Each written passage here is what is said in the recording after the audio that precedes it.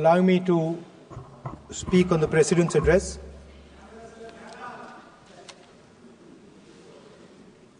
Camera. Thank you. Double thank you, sir.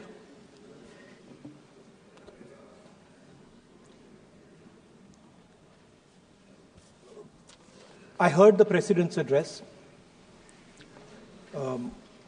I sat there with Kharge ji and I listened to it.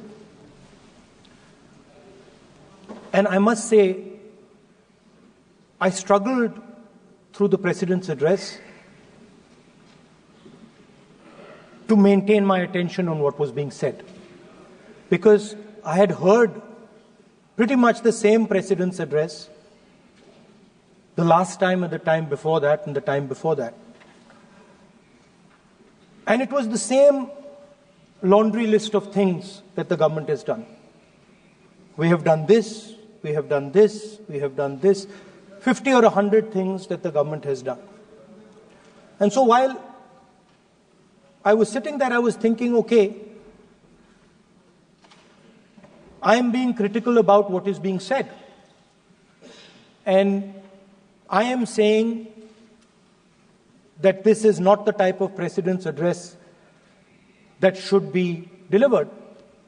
Well, the question came to my mind, what type of address would an India Gathbandhan government deliver? How would that address be different than the address we heard? Because it's no point me saying that it is a laundry list and then not providing an alternative idea.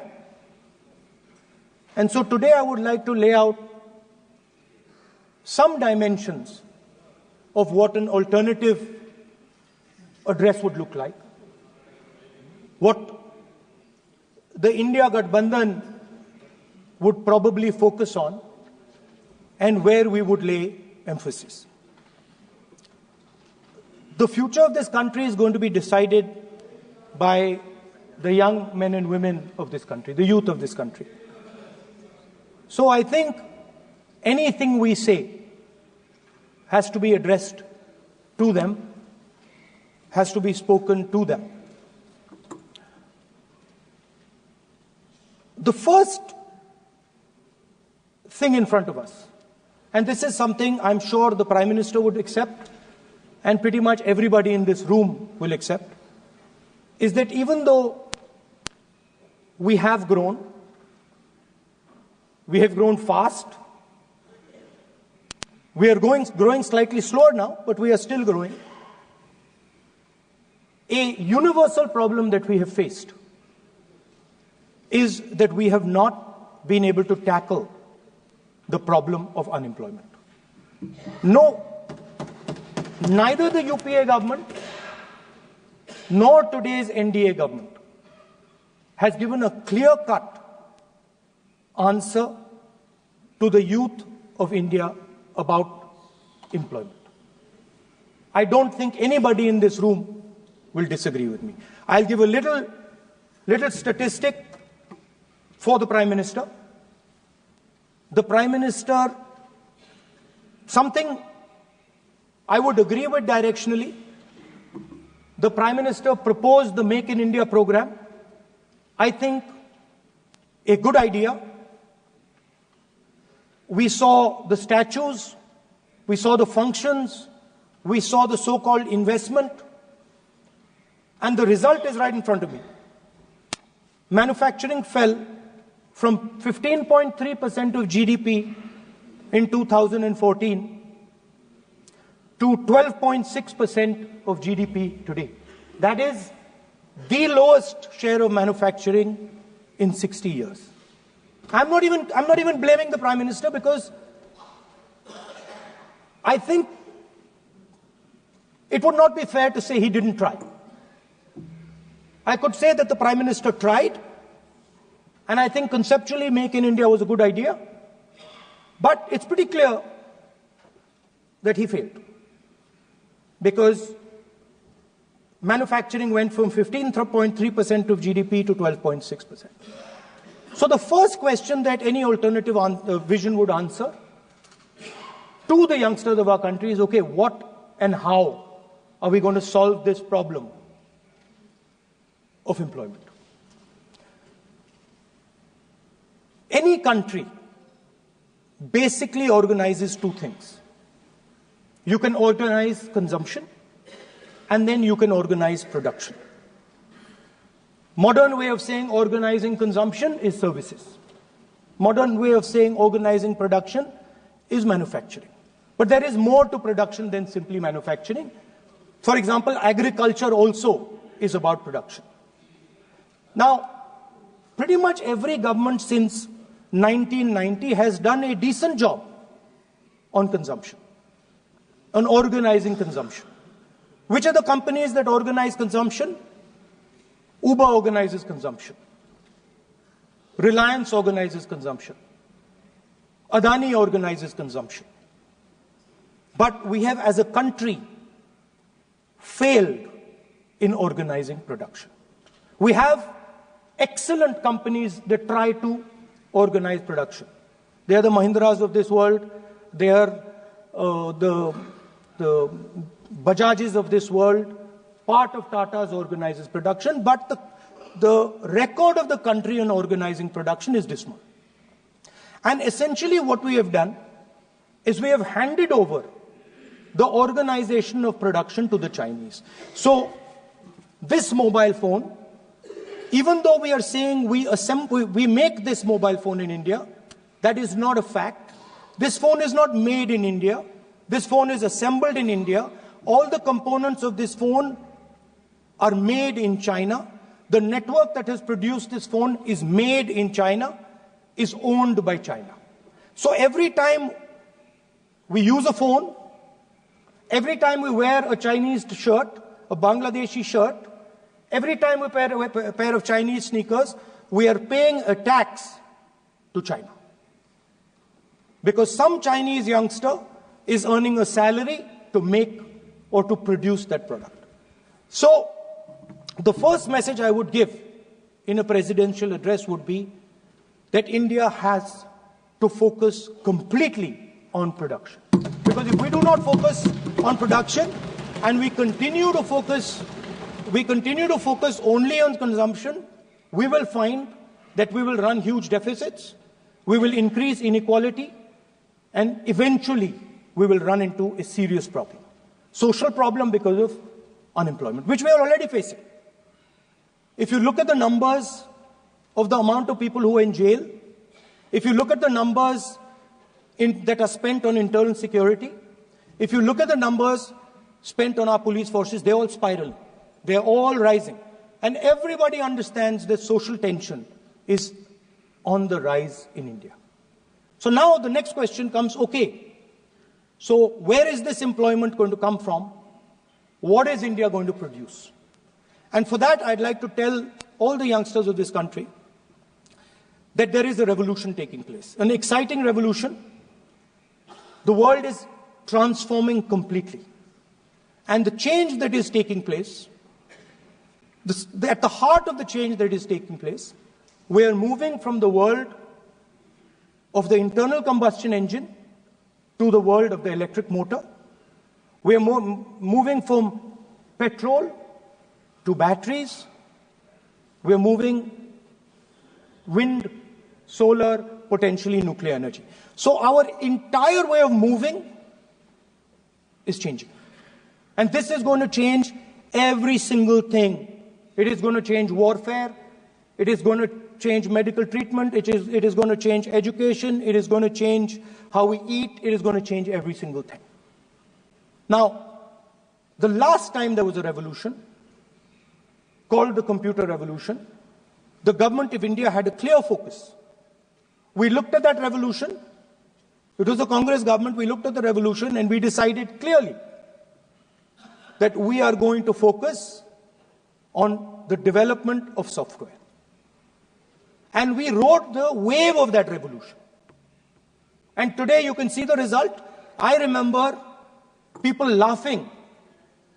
I remember people laughing when the computer was being talked about. You mentioned Mr. Vajpayee. I respect Mr. Vajpayee, but Mr. Vajpayee gave a speech saying that computers are of no consequence to India. So What is important when there is a revolution? What is important is that you understand what are the drivers of that revolution and where exactly do you need to focus, where exactly do you need to sit in that revolution. I said that this revolution is going to change everything. And I want the youngsters in this country to think about it. There is a war going on in Ukraine. The war in Ukraine is actually a war between the internal combustion engine and the motor, the electric motor. The electric motor is inside the drone, the engine is inside the tank. And if you look at what is going on in Ukraine, the tanks are dying by the thousands. And small little drones with electric motors, small batteries, not much bigger than that, are destroying the entire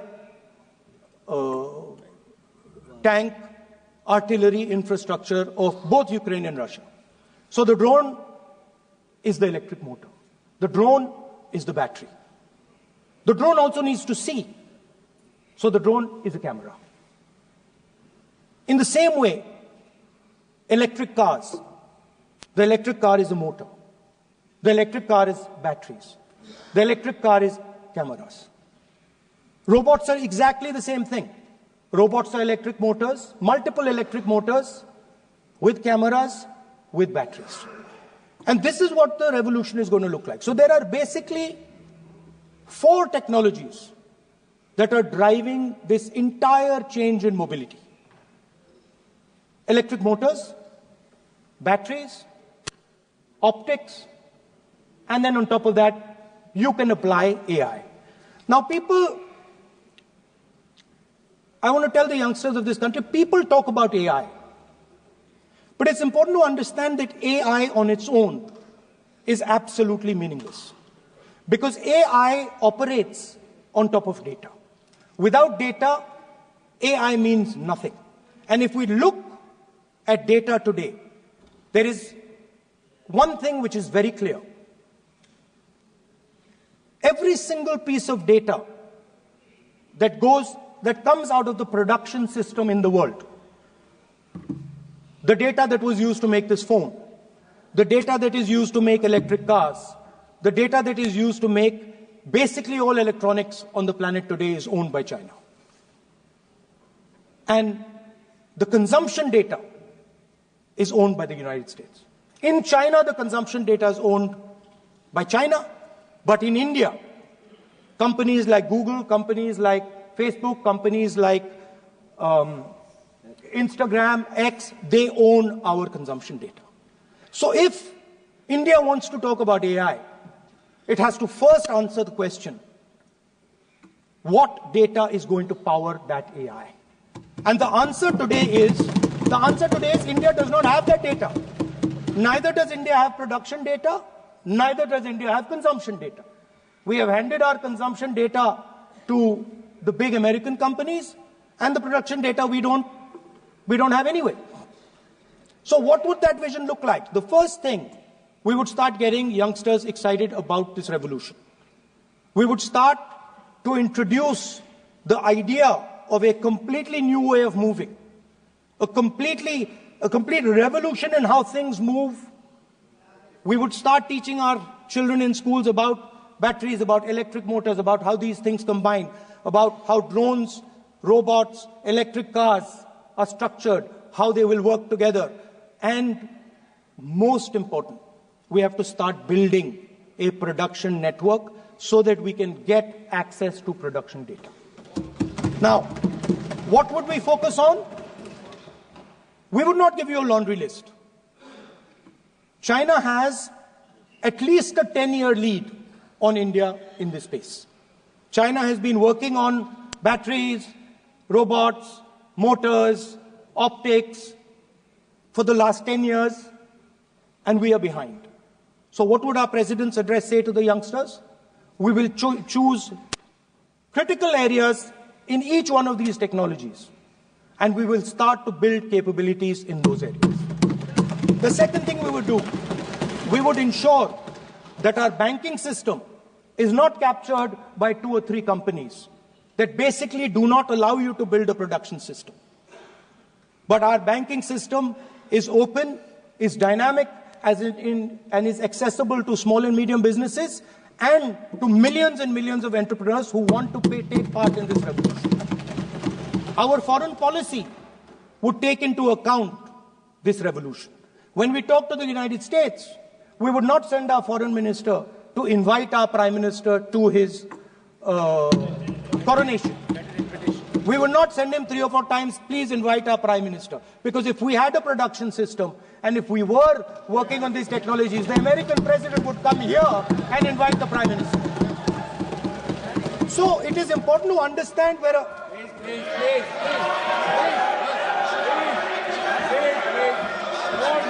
Without foreign policy.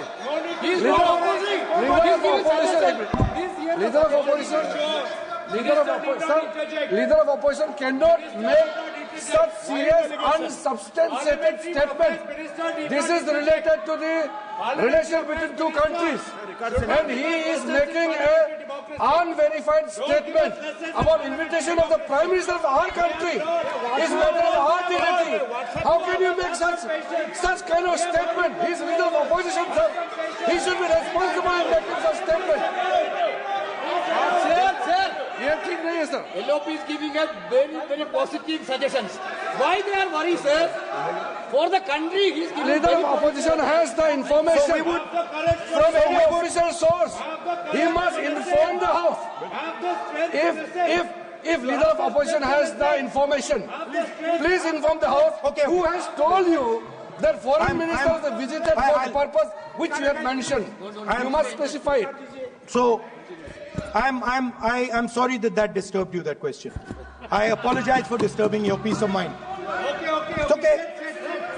I've apologized. I've apologized for disturbing your peace of mind. I'm sorry. Apologize for lying to the House. ऐसा नहीं होता है. तो serious होना चाहिए leader of opposition को. कम से कम देश के मामले में तो एक हो. देश के मामले में तो एक वॉइस से बोलना चाहिए. ये गलत बात है. ये ठीक नहीं है. लीडर ऑफ अपोजिशन को इस तरह का बयानबाजी नहीं करना चाहिए. ये गंभीर विषय पर चर्चा चल रही है. इसका गौरव विषय है. So we would start by telling our young men and women that they have to be at the forefront of this revolution. We cannot afford that the Chinese are at the forefront of this revolution. Number one. Number two, we will ensure that the absolute best experts on these technologies would talk to our students, would talk to our youngsters and guide them on what a future, on what these future technologies are going to do. We would make them partners in this revolution. Now, we talk about defense. And today, we have the Chinese. And the Prime Minister has denied it. And the army has contradicted the Prime Minister. It's true. The Prime Minister has denied it. The Prime Minister has denied it. And the army has disagreed with the Prime Minister that China is sitting on 4,000 square kilometers of our land, of our territory.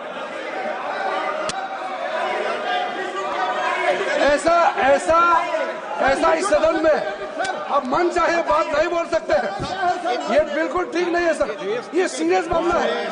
आप foreign policy पे, border issue पर आप अपना कैसे मजाक बात कर सकते हैं?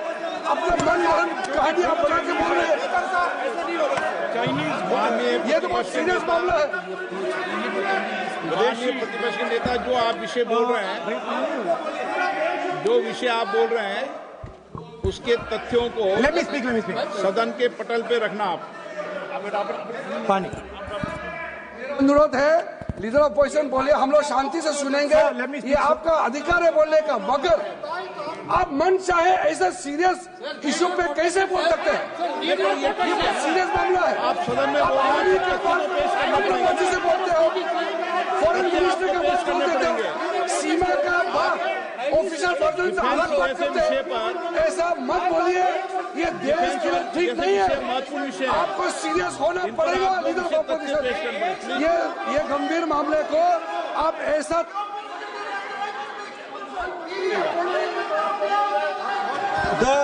The Prime Minister has denied that Chinese forces are inside our territory, but for some reason, our army keeps talking to the Chinese about their entry into our territory, and our Chief of Army Staff has said that the Chinese are inside our territory. This is a fact. This is not invention. This is a fact. Now, but the reason China is inside our territory is important, because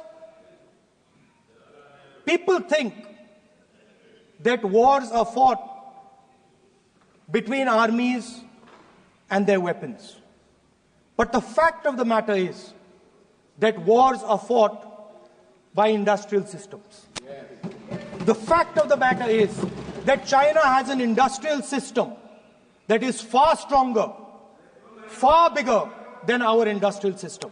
And that is why they have the guts to come inside this country. The reason China is sitting inside this country is because Make in India has failed. The reason China is sitting inside this country is because India is refusing to produce. And I am worried that India is going to give up this revolution to the Chinese once again. The reason I made this reference is because everything is connected.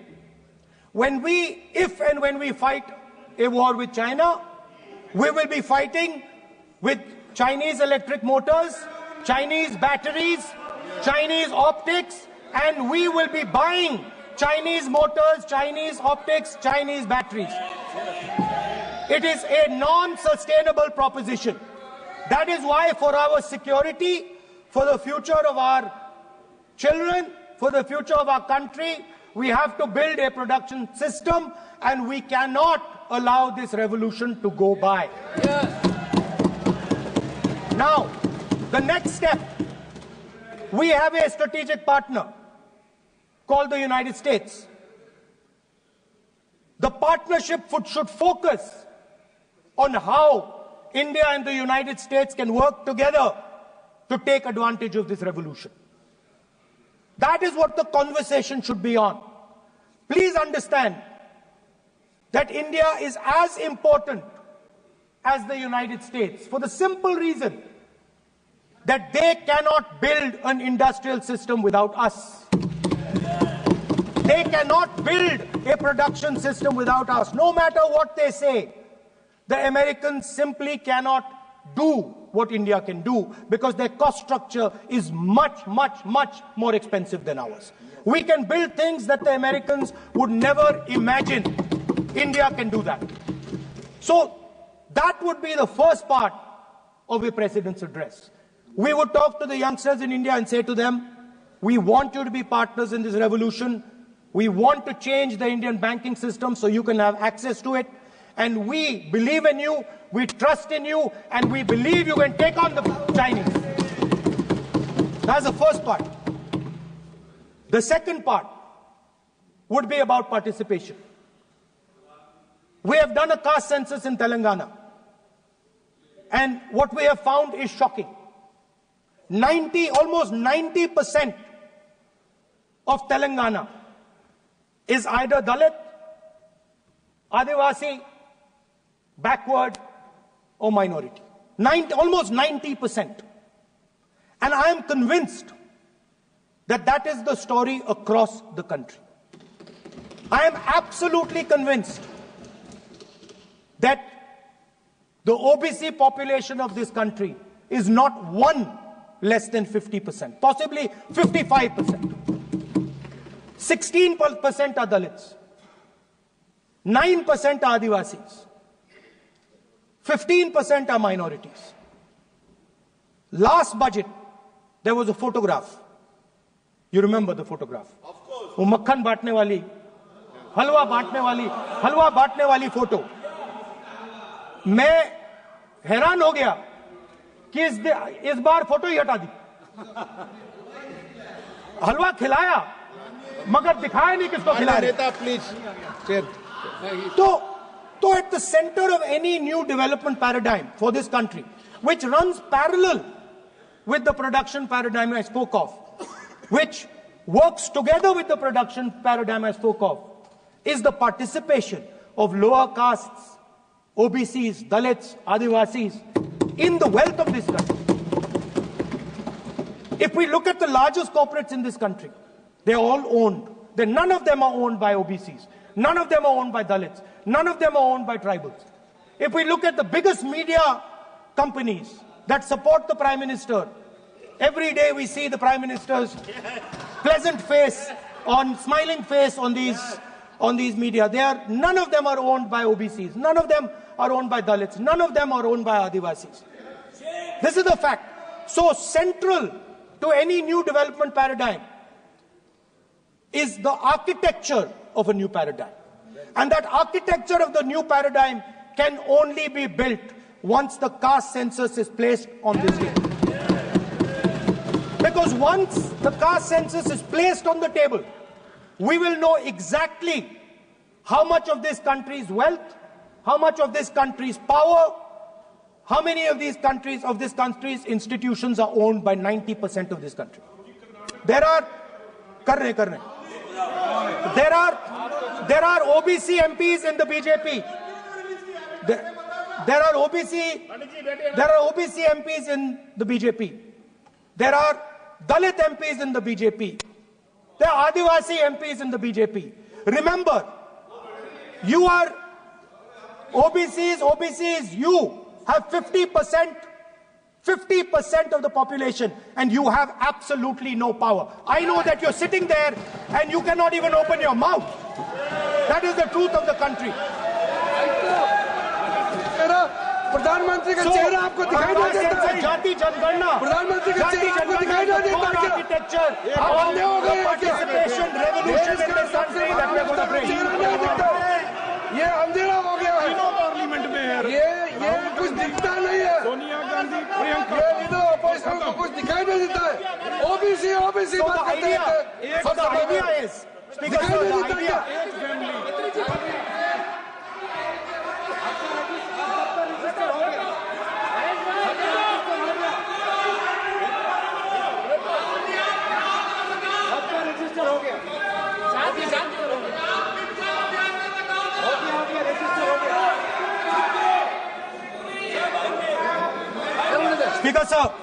Speaker sir, so the idea is, on one side, allow India and the Indian youngsters to participate in the coming mobility revolution. Allow them to participate in building robots, in building drones, in building electronic items, in building EVs. And on the other side, running parallel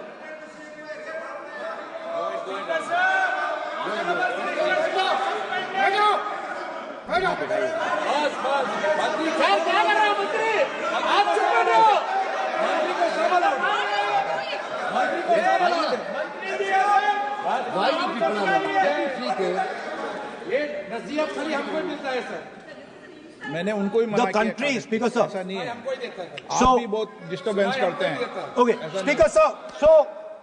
So parallel ideas. One idea: participate in the mobility revolution.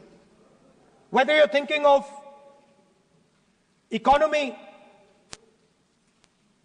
weapons, production, healthcare, India should participate in this revolution. India should become the master of the electric motor, master of the battery, master of optics, and master of AI applied on top of that production system. Now imagine the power of AI when we apply it to the caste census. You imagine what we will do with AI and what we will do with the social revolution in this country when we start to apply AI on the data that we get from the caste census. So we are going to run a parallel track On one side, participation, revolutionizing the participation of Dalits, OBCs, Adivasis in the ruling of this country, in the institutions of this country, in distribution of wealth of this country. And on the other side, parallel track, challenge the Chinese and participate in the revolution and defeat the Chinese in electric motors, batteries, solar panels and wind. So that is the first two parts of any presidential election address that any India Gathbandhan leader would give you. The final, of course, we go back to the Constitution. This, our favorite, just like the production system is a weapon, just like Jati Jangarna is a weapon of transformation, this is what the entire architecture is built on. I remember before the elections, all of you were saying 400 par, and you were saying you would change this. And then I was glad to see that the Prime Minister walked in and then was forced to bow his head in front of the Constitution. It was a moment of pride for all Congress people that we had explained to the Prime Minister and to the whole country that no force will dare touch this. I know that the RSS has never accepted this. Mohan Bhagwatji has said that India didn't get independence in 1947. He has said that this constitution is meaningless. I know that that is at your heart. We will never let your dream come true. This constitution is going to rule India always. Now, एक minute आप प्रतिपक्ष के नेता हैं, मेरा आपसे आग्रह है कि जो विषय आप रखें वह तथ्यों के आधार पर रखें, तो उचित होगा। मैंने आपको पहले भी कहा, और जो सदन के सदस्य नहीं है उनकी चर्चा न करें। बताता हूं सर, मोहन भागवत आप नियम प्रक्रियाओं की पालन करें, आपसे अपेक्षा। सर, मोहन भागवत जी ने स्टेटमेंट दिया। मोहन भागवत का statement Sir, one second. We will authenticate. Speaker, sir. We will authenticate. Speaker, sir. Mohan Bhagwat ji made a statement saying that India did not receive independence in 1947. It received independence when the Ram Mandir was inaugurated. We will place that on the table. Now, sir, I would like to mention one small thing, but very important thing. Speaker, sir, this constitution is supported by this constitution is supported by the vote of our people. Without the secure vote of the Indian people, this constitution means nothing. Now I want to bring to the notice of this House some data, some information about the Maharashtra election. Very simple stuff. Speaker, sir, between the Lok Sabha election, which the India Alliance won, and the Vidhan Sabha election, the voting population of Himachal Pradesh was added to the voting roll of Maharashtra. Meaning the entire population of Himachal Pradesh was added to the voter rolls of Maharashtra. Please understand what I am saying. In Lok Sabha, the difference between Lok Sabha and Vidhan Sabha was the population of Himachal. The entire population. Almost 70 lakh new voters suddenly arrived between Lok Sabha and Vidhan Sabha. Now, the most interesting part, and the Prime Minister is not looking at me. The most interesting part,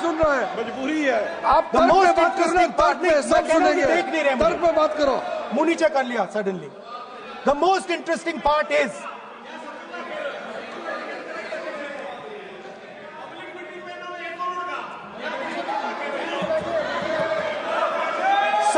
Sir, Maharashtra mein more voters were added in 5 months in Maharashtra than were added in 5 years in Maharashtra. जितने 5 साल में add हुए उससे ज्यादा 5 महीने में add हुए, आखिरी 5 महीने में लोकसभा चुनाव के बाद। सर, एक बिल्डिंग है सर शिरडी में, एक बिल्डिंग में 7,000 नए वोटर एक बिल्डिंग में ऐड हुए सर। एक बिल्डिंग में 7,000 नए वोटर ऐड हुए sir.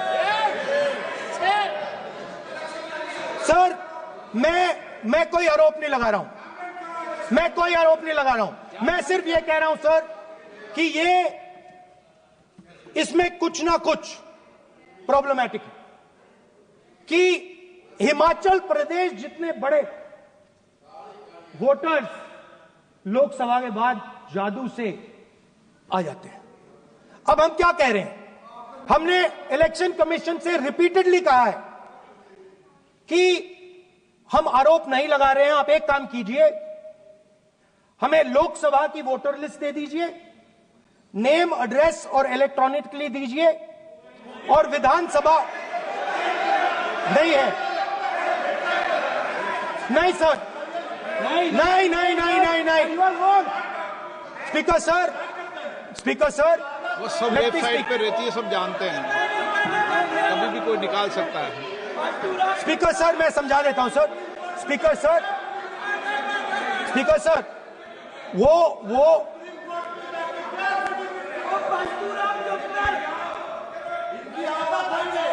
Speaker sir, we have asked. Speaker sir.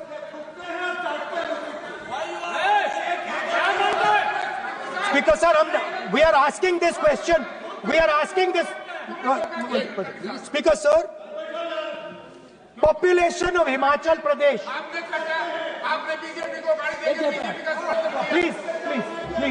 Population of Himachal Pradesh has voted. Extra has voted in Maharashtra. We are saying to the Election Commission, please give us the names and addresses and polling booths of all the workers in the Lok Sabha and all the workers in the Vidhan Sabha, so we can calculate who these new workers are, who these new voters are. Interestingly, the new voters are mostly in the constituencies that the BJP has swept. Please understand.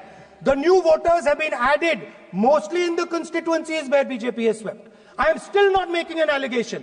I am saying on the floor of the House that the Election Commission has to give the data of the Maharashtra elections to the Congress Party, to the Shiv Sena and to the NCP, so that we can see exactly where these voters have been added, who has been subtracted, who has been added, where they have been added. This is not a irresponsible request. This is a very simple request for them to fulfill. The reason I am saying this, sir, is because the rules have been changed. This is not just said in isolation. Speaker, sir, the election commissioner used to be chosen by the Prime Minister, Leader of Opposition, and the Chief Justice. Sir, the Chief Justice was removed from that committee. Why? This is the question, sir. This is the question to the Prime Minister. Why was the Chief Justice removed from the committee? Now, in a few days, I am going to go to the meeting. There's going to be Mr. Amit Shah and Mr. Modi ji, and there's going to be me. 2 to 1. Why am I even going to the meeting? What is the purpose of me going to the meeting? I'm only going to the meeting to certify what Modi ji and Amit Shah ji are going to say, right? Whereas if the Chief Justice was there could be a discussion. Chief Justice and Leader of Opposition could say, no, we don't agree. So, there seems to be a calculated strategy. Now, just prior to the Lok Sabha, the election commissioner was changed and 2 new election commissioners were placed. Yes. We know that the election dates were changed. Yes. We know that the elections were postponed. These are facts. These are not things I am inventing. So, in order to safeguard this constitution, the entire opposition requests the data for the Maharashtra election. We request the data and the electoral voter list for Lok Sabha and the corresponding list for Vidhan Sabha. And I am very confident that the Election Commission will not give us this information.